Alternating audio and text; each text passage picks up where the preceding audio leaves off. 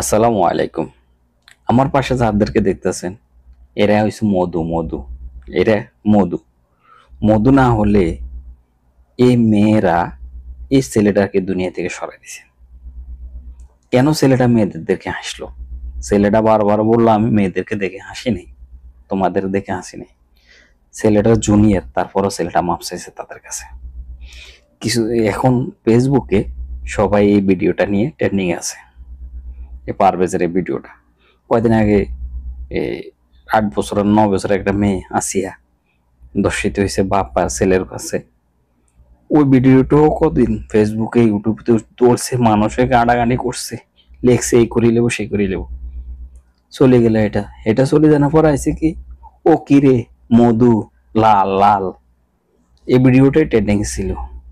ওইটা ওইটা ভিডিওটার কারণে মানে আসিয়ার ভিডিওটা চলতে পারে নাই মধুর কারণে। একসময় মধুও চলে গেছে, আসিয়াও চলে গেছে। এখন আইছে কে? পারভেজ আর মধু, এই দুইটা মেয়ে। এই দুইটা মেয়েদেরকে দেখলে আমার কালামানিক যদি খাড়াই থাকে কালামানিক হইয়া যাব। মানে এরা এত উপবর্তী গুণী, এদের দেখলে মানুষ এমনি। এখন আমি এদেরকে আসলে ঘৃণা করতেছি না, সবে আল্লাহ সৃষ্টি, কিন্তু এরা এমন কি রূপবতী যে এদেরকে দেখে মানুষ হাসতে পারবো না। তা আমি একজন প্রবাসী, পারভেজের বাপা একজন প্রবাসী। তো প্রবাসী সন্তানেরা এটা কেন নিরাপত্তাতে ভুগি? দুইটা মেয়ের কারণে আজকে এই পারভেজ দুনিয়া থেকে চলে গেল। জাতির কাছে প্রশ্ন, ডক্টর ইউনূস সাহেব বলছে প্রবাসী প্রেমীদেরকে পুরা সাপোর্ট দেব। এখন প্রবাসীদেরকে সাপোর্ট দিচ্ছে। তা আমি মনে করি প্রত্যেক প্রবাসীরা যদি আপনারা আমার ভিডিওটা দেখে থাকেন, আমার কথাগুলো শুনবেন, ভিডিওটা ভালো লাগলে শেয়ার করে দিবেন।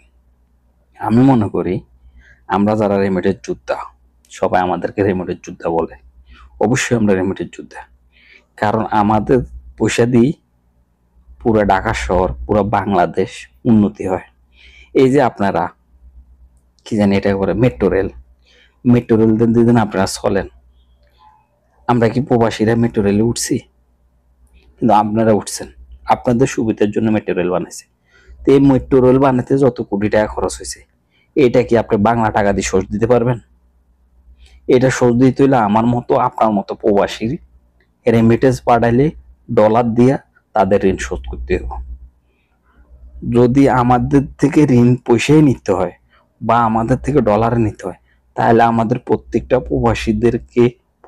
প্রবাসীর ফ্যামিলিদেরকে ফুল নিরাপত্তা সাপোর্ট দিতে হবে সরকারকে।